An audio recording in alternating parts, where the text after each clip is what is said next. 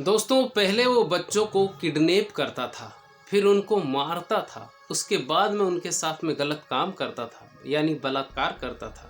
उसके बाद में उनके छोटे छोटे टुकड़े करता था, फिर कुकर में पकाता था, फिर खा जाता था। ये एक ऐसी कहानी है जिसको सुनने पर भी रूह कांप जाती है। इसको सुनाने के लिए मैंने काफ़ी ज़्यादा हिम्मत की है और ये साल 2007 में पूरे देश को झकझोर देने वाली कहानी थी। दोस्तों, इसको सुनाने के लिए सच में मैंने काफ़ी ज़्यादा हिम्मत की है और आप सुने तो पूरे ध्यान से इसको सुनिए, क्योंकि आपके आसपास अगल बगल में भी ऐसे कांड हो रहे होंगे, लेकिन आपको पता नहीं चल रहा होगा कि बच्चे किडनैप कैसे होते हैं, फिर उनके साथ में होता क्या है। नमस्कार, मेरा नाम है मोहन अहिरवार और आप देख रहे हैं खबर तमारी इंडिया का यूट्यूब चैनल।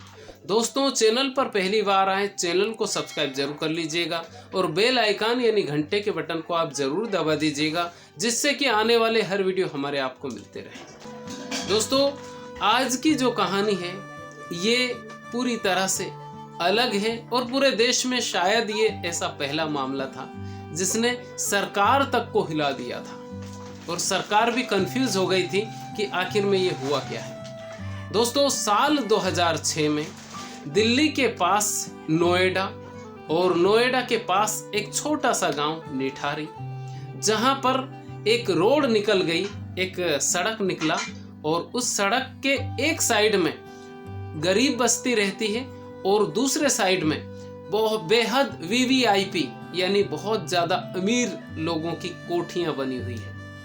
और उस कोठी का फासला सिर्फ इतना है कि बीच में सिर्फ सड़क निकली हुई है और एक साइड में छोटी बस्ती यानी जिसमें रिक्शा चलाने वाले लोग, मजदूरी करने वाले लोग, दहाड़ी करने वाले लोग और घरों में काम करने वाले लोग, जो कि झाड़ू पोंछे से लेकर खाना बनाने वाले तक के वो लोग रहते हैं एक साइड में। और एक साइड में रहते हैं ये बड़े लोग, अमीर लोग। निठारी उस गांव का नाम आपने सुना होगा, निठारी कांड। लेकिन इसमें एक फैसला आया और वो क्या फैसला आया मैं इस वीडियो के आखिर में आपको बताऊंगा। तो दोस्तों, निठारी गांव में 2006 में लगातार बच्चे गायब हो रहे थे और इसमें जिन लोगों के बच्चे गायब हो रहे थे वो पुलिस स्टेशन तक जाते थे, लेकिन कुछ लोगों की रिपोर्ट दर्ज हो जाती थी, कुछ की नहीं होती थी और पुलिस वाले उनको भगा देते थे।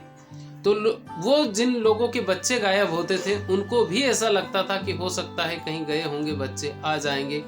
और कई बार ऐसा आपने भी सुना होगा कि बच्चे चले जाते हैं फिर आ जाते हैं। तो उन लोगों ने, पुलिस वालों ने उनके ऊपर ये ध्यान नहीं दिया। लेकिन ये जो सिलसिला था बच्चों के गायब होने का, ये लगातार चल रहा था और ये कम नहीं हो रहा था। इसी बीच एक लड़की गायब होती है जिसका नाम होता है पायल। पायल नाम की एक लड़की जब गायब होती है और उसके पिता, जिनका नाम नंदलाल था, वो पुलिस स्टेशन जाते हैं और कहते हैं कि साहब, मेरी जो बच्ची है, मेरी जो बेटी है, वो गायब हो गई है। पायल ये जितने भी बच्चे गायब हुए उन सब में बड़ी थी, यानी कि 15 से 16 साल की लड़की थी। और पायल जब गायब हुई, उस लड़की के जो पिता थे नंदलाल, वो पुलिस स्टेशन जाते हैं, लेकिन उसकी कोई सुनवाई नहीं होती है।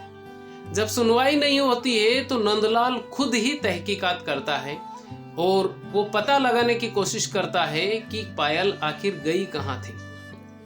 जब ये पता लगाता है तो पता चलता है कि उसी बस्ती के पास में जो कोठियां बनी हुई है उसमें D5 जो कोठी है, आखिरी बार पायल को उस जगह पर देखा गया था। D5 कोठी के पास देखा गया था। उसके बाद में पायल का अता पता नहीं चला कि पायल कहाँ गई। जब नंदलाल और पुलिस स्टेशन में जाता है, बड़े अफसरों के पास जाता है, लेकिन जो D5 कोठी है उसकी वो शिकायत भी करता है, लेकिन उसके जो मालिक हैं D5 कोठी के, उनका नाम था मनिंदर सिंह पंढेर। और उस कोठी में दिल्ली पुलिस के आला अफसर भी आया जाया करते थे, क्योंकि मनिंदर सिंह पंढेर काफ़ी ज़्यादा अमीर शख्स, बच्चे विदेश में रहते हैं, ये भी विदेश में आता जाता है। ये सिर्फ महीने में 2-4 बार ही मनिंदर सिंह पंढेर उस कोठी में आता है, बाकी उनका जो नौकर है वो रहता है उस कोठी में। तो किसी पुलिस वाले की ये हिम्मत नहीं हुई कि इस कोठी के बारे में हम जांच करें कि आखिर ये जो D5 कोठी है इसको नंदलाल क्यों बता रहा है।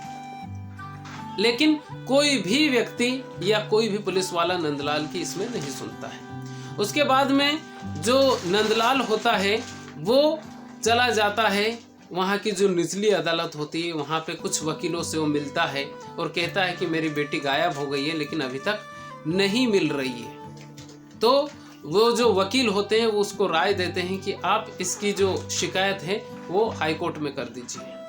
अब ये शिकायत हाई कोर्ट में जब हो जाती है और इलाहाबाद हाई कोर्ट आदेश देता है कि D5 कोठी जो है उसके खिलाफ आप FIR दर्ज कीजिए, तो किसी भी पुलिस वाले की, क्योंकि हाई कोर्ट का आदेश था, तो किसी भी पुलिस वाले की ये हिम्मत नहीं हुई कि ना हम ये FIR दर्ज ना करें, क्योंकि मनिंदर सिंह पंढेर के बारे में उस पुलिस स्टेशन में सबको मालूम था, क्योंकि उस पुलिस थाने के जितने भी आला अफसर थे वो सभी उस कोठी में महीने में 1-2 बार आया जाया करते थे। लेकिन हाई कोर्ट का आदेश था तो FIR दर्ज करनी पड़ी।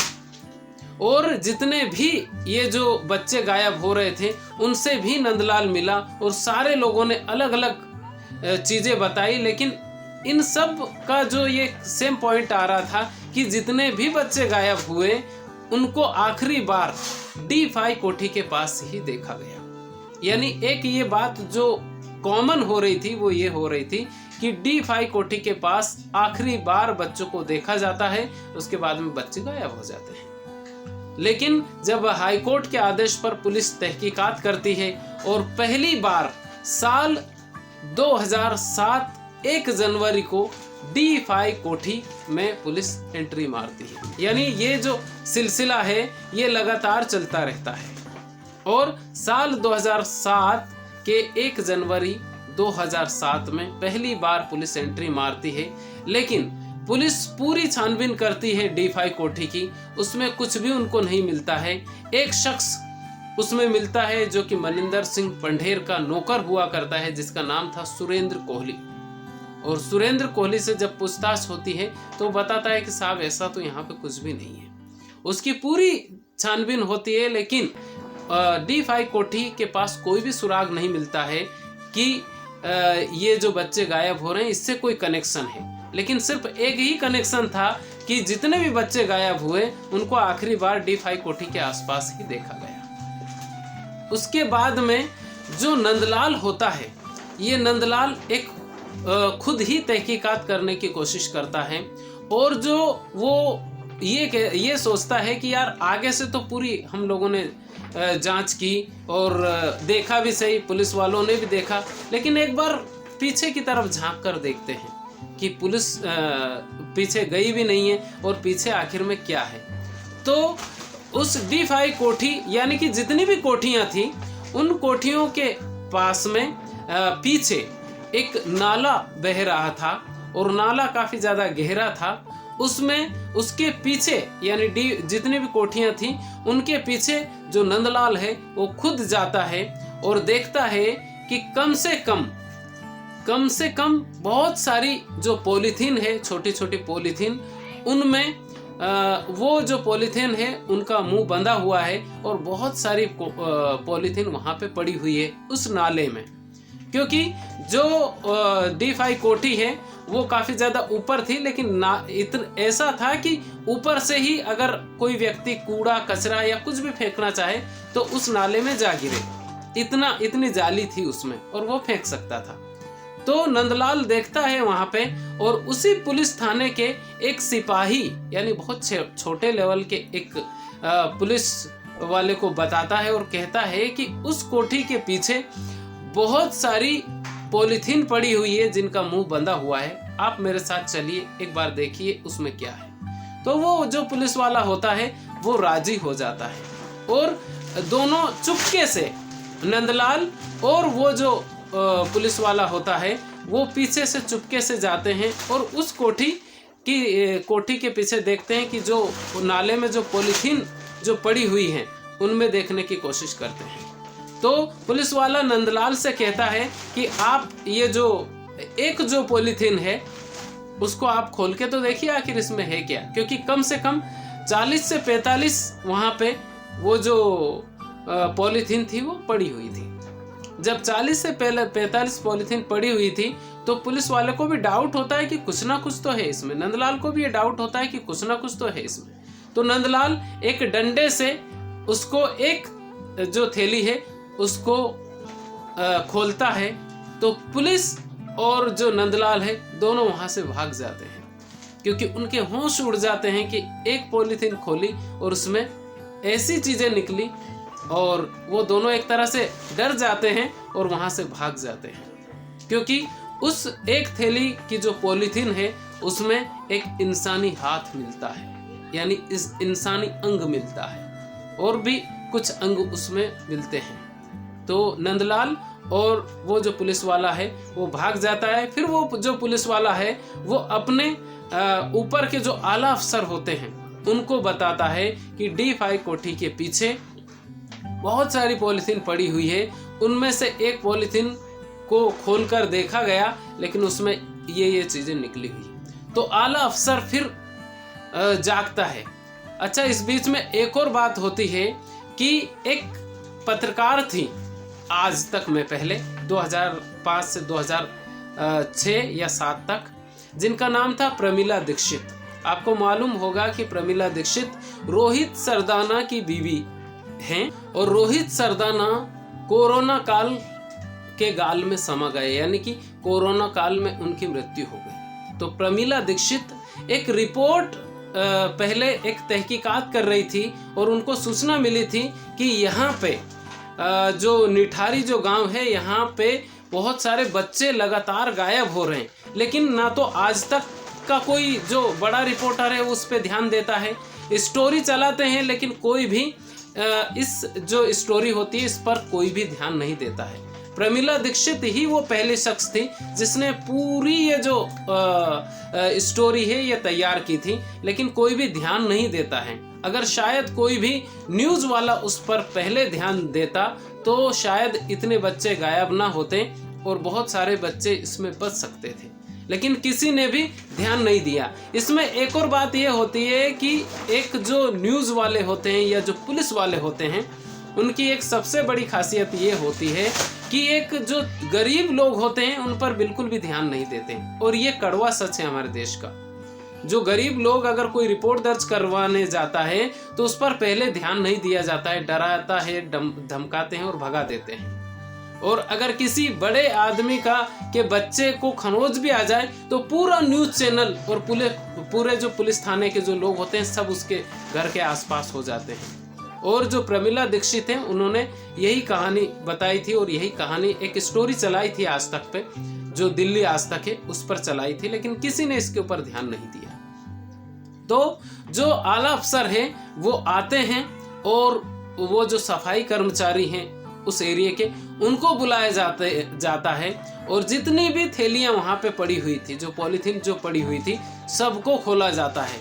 तो पुलिस वालों के रोंगटे खड़े हो जाते हैं। उसके बाद में जितने भी जो चैनल हैं, चैनल वाले जो जर्नलिस्ट है और जितने भी लोग रिपोर्टर हैं, सारे लोग निठारी के गांव में जो वो कोठी है उस कोठी के आसपास हो जाते हैं, फिर रिपोर्ट चलाते हैं। तब तक सरकार को पता चलता है कि दिल्ली में ऐसा कांड हो रहा है जिसमें बच्चे गायब हो रहे हैं, लेकिन ये जो इंसानी अंग है हर थैली में इंसानी अंग उनको मिलते हैं, हर थैली में। यानी जो माँ बाप जिनके बच्चे गायब होते हैं वो तब तक वो थैलियाँ नहीं मिली थी, तब तक तो उनको आशा थी कि बच्चे हो सकता है कहीं ना कहीं से आ जाएं, लेकिन वो जब थैलियाँ मिलती है तो उनकी जो आशा होती है वो टूट जाती है कि अब उनकी जो उम्मीद है वो खत्म हो गई। उसके बाद में फिर से सुरेंद्र कोहली को उठाया जाता है, मनिंदर सिंह पंढेर को उठाया जाता है, उनसे पूछताछ होती है क्योंकि मनिंदर सिंह पंढेर पंजाब का रहने वाला था और जो सुरेंद्र कोहली है ये नौकर था। तो पहली बार मनिंदर सिंह पंढेर मुंह खोलते हैं और ये कहते हैं कि हाँ मैं यहाँ पर कभी कभी आता हूँ, लेकिन मैंने किसी का मर्डर नहीं किया, मैंने किसी के साथ कोई जोर जबरदस्ती नहीं की, और मुझे मेरा ये जितने भी जो पॉलीथीन मिली है इसमें मेरा हाथ बिल्कुल भी नहीं है।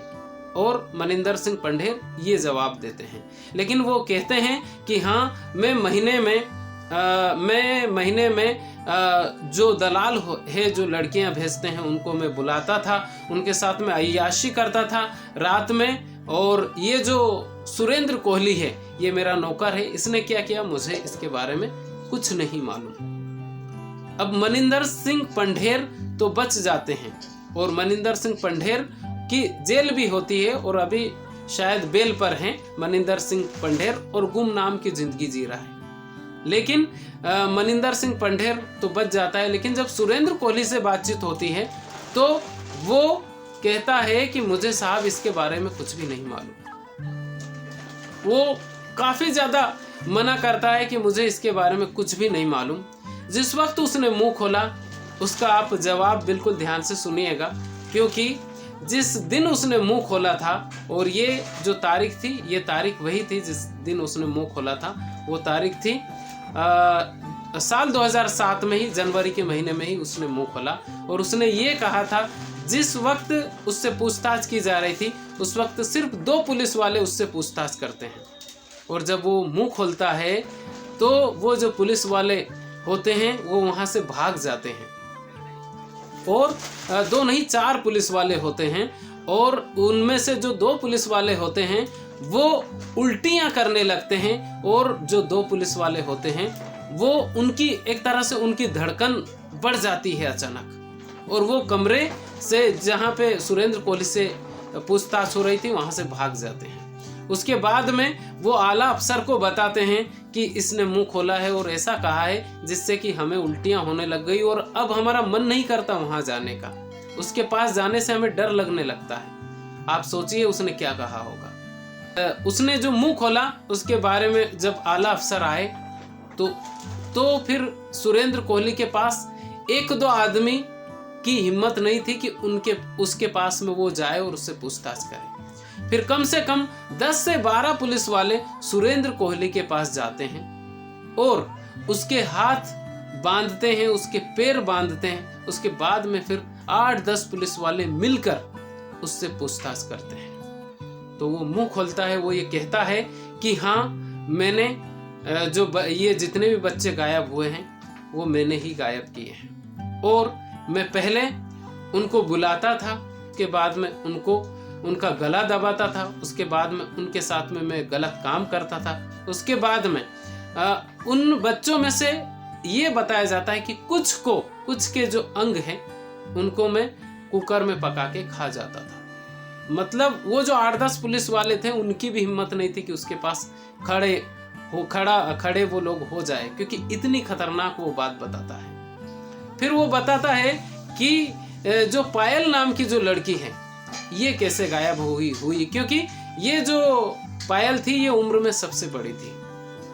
तो वो कहता है कि जो पायल है, जितनी भी लड़कियों को रात में जो मनिंदर सिंह पंढेर है ये बुलाता था, उनमें एक लड़की पायल भी थी, और पायल को सुरेंद्र कोहली ने ही पहली बार बुलाया था। और ऐसे बुलाया था कि मनिंदर सिंह पंढेर जब एक दिन आया तो इसको दलालों ने लड़कियां नहीं भेजी, और लड़कियां जब नहीं भेजी तो ये जो सुरेंद्र कोहली से कहता है मनिंदर सिंह पंढेर कि यार लड़की की व्यवस्था नहीं हुई, कहीं से करो। तो पहली बार ये सुरेंद्र कोहली उस पायल नाम की जो लड़की है उसको लेकर आता है, और वो लेकर आता है तो जो पायल नाम की लड़की रात भर मनिंदर सिंह पंढेर के साथ रहती है और सुबह चली जाती है। लेकिन जब सुबह जाती है तो मनिंदर सिंह पंढेर को कहीं जाना रहता है, तो मनिंदर सिंह पंढेर पहले चला जाता है और पायल नाम की जो लड़की है ये सोती रहती है। जब सुरेंद्र कोहली उसके पास में जाता है और वो कहता है कि जैसा मेरा मालिक तुमको पैसा देता है वैसे ही मैं भी तुम्हारे साथ तुमको पैसा दूंगा, लेकिन मैं तुम्हारे साथ में वो काम करना चाहता हूँ। तो जो वो पायल नाम की जो लड़की होती है वो इसको जवानी को लेकर ताने मारती है कि तुम कुछ नहीं कर पाओगे, और ये बात है, बहुत सारे ताने मारती है वो। तो सुरेंद्र कोहली को बहुत ज़्यादा गुस्सा आता है, लेकिन ये कुछ कर नहीं पाता है और उसके बाद में पायल चली जाती है। फिर एक दिन पायल को ये जो मनिंदर सिंह पंढेर तो नहीं आता है, लेकिन सुरेंद्र कोहली एक दिन पायल को बुलाता है और जो नंदलाल होता है, नंदलाल जब तहकीकात करता है तो उस रिक्शे वाले तक पहुंच जाता है जो रिक्शे वाला पायल को उस कोठी तक छोड़कर गया था। और वो जो रिक्शा वाला है वो नंदलाल को ये बताता है कि वो जो आपकी लड़की है उसको मैं इस कोठी तक लेकर आया और वो लड़की आपकी इस कोठी तक गई भी सही और अंदर भी गई, लेकिन बाहर नहीं आई। जब बाहर नहीं आई तो मैंने, क्योंकि उसने पैसे नहीं दिए थे और पायल ने ये बोला था कि तुम यहीं पे रुको, मैं अभी पैसे लेकर आती हूँ, और वो अंदर गई लेकिन बाहर नहीं आई। काफ़ी ज़्यादा ये बात रिक्शे वाले ने बताई थी कि काफ़ी ज़्यादा इंतज़ार करने के बाद जब मैंने उस कोठी का दरवाज़ा खटखटाया तो उसमें से एक शख्स निकला जिसका नाम वही सुरेंद्र कोहली था जो नौकर था। और वो जो सुरेंद्र कोहली है वो कहता है कि यार यहाँ पे वो जो रिक्शे वाला है वो ये कहता है कि ये जो लड़की यहाँ पे आई थी वो कहाँ गई, अभी तक बाहर नहीं निकली। तो सुरेंद्र कोहली साफ मना करता है कि वो तो आई तो थी लेकिन कब की चली गई, आपका ध्यान नहीं होगा। रिक्शे वाला फिर से कहता है कि नहीं यार, ये जो लड़की है मैं काफ़ी टाइम से यहीं हूँ और मुझे पैसे नहीं दिए हैं। उसके बाद में रिक्शा वाला चला जाता है। तो ये बात नंदलाल को बताई थी और नंदलाल ने फिर हाईकोर्ट में ये सब चीज़ें बताई थी। तो जब सुरेंद्र कोहली जब मुंह खोलता है तब ये बात पायल की वो बताता है कि उसके बाद में मैंने पायल को एक दिन धोखे से बुलाया और कहा कि मेरा मालिक तुम्हें बुला रहा है, और मेरा मालिक तुम्हें बुला रहा है। तो वो जो रिक्शे वाला है वही उसको लेकर आता है। तो पायल को जब वो बुलाता है तो पहले पायल का वो गला दबा देता है, उसके बाद में पायल के साथ में गलत काम करता है। उसके बाद में उसके जो अंग काटता है, यानी पहले गर्दन और हाथ, ये सब चीज़ें वो बाथरूम में लेकर जाता है, उसके 3 टुकड़े करता है और उसमें से पायल का जो शरीर का जो कुछ अंग था वो कुकर में पकाता है और वो खा जाता है। ये बात उन 8-10 पुलिस वालों को वो सुरेंद्र कोहली बता रहा था। तब तक पुलिस वालों के भी होश उड़ गए, कांपने लगे पुलिस वाले कि ये क्या कह रहा है। वो जब सारे जितने भी बच्चे थे, जितने भी बच्चे गायब हुए, उन बच्चों के बारे में जब पुलिस वालों ने कहा तो उसने ये कहा कि हाँ, जितने भी बच्चे हैं उनको मैं पहले टॉफ़ी देकर बुलाता था, उनको अंदर बुलाता था टॉफ़ी के बहाने, और अंदर कहता था कि बच्चों और भी टॉफ़ी चाहिए तो आप अंदर आ जाओ।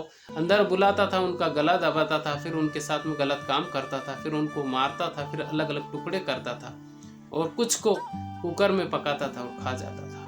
यानी ये ऐसी घटना है, रूह कांपने वाली घटना। ये सुरेंद्र कोहली पुलिस वालों को बता रहा है। अब उसके बाद में सुरेंद्र कोहली को हाईकोर्ट जेल बोलता है और मनिंदर सिंह पंढेर को भी जेल बोलता है। लेकिन अभी तक ये एक ऐसी कहानी थी दोस्तों जो पूरे देश में पहली बार हड़कंप मच गया था 2007 में, और हड़कंप ऐसा कि सरकार तक हिल गई थी कि वो कौन नौकर था। अब ये जो सुरेंद्र कोहली था ये उत्तराखंड का रहने वाला था, अल्मोड़ा का, और इसके 2 बच्चे थे, बीवी थी, अच्छा खासा परिवार था। और इसको एक जो पुलिस वाले आर्मी में कोई मनिंदर सिंह पंढेर का कोई जान पहचान वाला कोई आर्मी का अफसर था, वो सुरेंद्र कोहली को यहाँ पे भेजता है, क्योंकि मनिंदर सिंह पंढेर ये कहता है कि कोई भरोसे वाला आदमी चाहिए यार, जो कि भरोसे वाला हो और कोठी में रह सके। तो मनिंदर सिंह पंढेर की कोठी में अकेला सुरेंद्र कोहली रहता था, और कभी कभार महीने में 2-4 बार मनिंदर सिंह पंढेर यहाँ पे आता था, अय्याशी करता था और चला जाता था, लड़कियों को बुलाता था, उनके साथ में रहता था, रात भर लड़कियां रहती थी, पैसे देता था और चले जाता था। अभी तक सुरेंद्र कोहली को 11 फांसी सुना दी है, क्योंकि वो जो बच्चे गायब हुए थे 40 पॉलीथीन मिली थी, और 40 पॉलीथीन में 17 बच्चों के सर मिले थे। उनमें से कुछ बच्चियां थी, कुछ बच्चे थे, कुछ लड़के थे, कुछ लड़कियां थी। उनमें पायल सबसे बड़ी थी। आप सोचिए कि ये एक ऐसा वो आदमखोर नौकर था। जानवर भी ऐसा नहीं करते, किसी के साथ नहीं करते, लेकिन वो नौकर कैसा था। अभी तक 11 फांसी सुना दी गई है उसको, लेकिन अभी तक फांसी नहीं हुई है। आप सोचिए, 11 फांसी हो या 1 फांसी हो, हमारे देश का कानून भी ऐसा है। 11 फांसी हो या 1 फांसी हो, फांसी तो फांसी होती है। उसको 11 फांसी सुना दी गई है और अभी तक वो जीवित है। अभी तक और भी इंतजार कर रहा है कोर्ट के, और भी उसको फांसी। 1 फांसी हो, उसने 17 बच्चों को नहीं और ज्यादा को हो सकता है उसने गलत काम ज्यादा बच्चों के साथ किया हो, लेकिन अभी उसको 11 फांसी सुना दी गई है। आप सोचिए। और जो मनिंदर सिंह पंढेर है, ये इनके खिलाफ बच्चों को मारने के कोई सबूत नहीं मिले तो इनको बेल मिल गई। और मनिंदर सिंह पंढेर अभी बेल पर है और गुमनाम की जिंदगी जी रहा है पंजाब में कहीं। ऐसा बताया जाता है कि वो गुमनाम की जिंदगी जी रहा है। लेकिन सुरेंद्र कोहली अभी जीवित है और 11 फांसी सुना दी गई है। और वो जो नंदलाल नाम का जो शख्स था, उसके बारे में थोड़ा सा सुन लीजिए कि वो जो नंदलाल नाम का शख्स था, वो कोर्ट में, क्योंकि पूरा जो केस ओपन कराने वाला था ये नंदलाल ही था, लेकिन नंदलाल नाम का जो शख्स था ये कोर्ट में बयान देता है, लेकिन अभी पलट जाता है कुछ साल पहले। और जब ये पलट जाता है तो कोर्ट नंदलाल को भी सजा सुना देती है। और इसमें सजा ये सुना देती है क्योंकि पहले तो ये पीछे पड़ा हुआ था, लेकिन हो सकता है इसको किसी ने पैसा दिया हो और ये बयान बदल देता है कि नहीं, मैंने तो नहीं देखा और मैंने ये सब चीजें नहीं देखी थी। लेकिन कोर्ट उल्टा इसी को, नंदलाल को सजा सुना देता है और कोर्ट 3 साल की सजा और 10,000 का जुर्माना सुनाता है। तो बताइए, जिसकी बेटी गायब हुई वो भी पैसे के चक्कर में बिक जाता है। कैसा इस देश में क्या इंसान, कैसा। अभी जो फांसी सुनाई है वो 11 फांसी सुना दी गई है, उसके बाद भी जो सुरेंद्र कोहली है वो जीवित है। तो दोस्तों, ये था निठारी कांड की ये कहानी थी। निठारी कांड ऐसा कांड था जिसके लिए मतलब कोई भी जब भी कोई निठारी कांड के बारे में सुनता है तो रूह कांप जाती है। ये कैसी कहानी थी। ये कहानी आपको कैसी लगी आप कमेंट करके जरूर बताइए। चैनल पर पहली बार आए, चैनल को सब्सक्राइब जरूर कर लीजिएगा। खुश रहिए, अपने माता पिता का ख्याल रखिए और बहुत बहुत धन्यवाद आपका।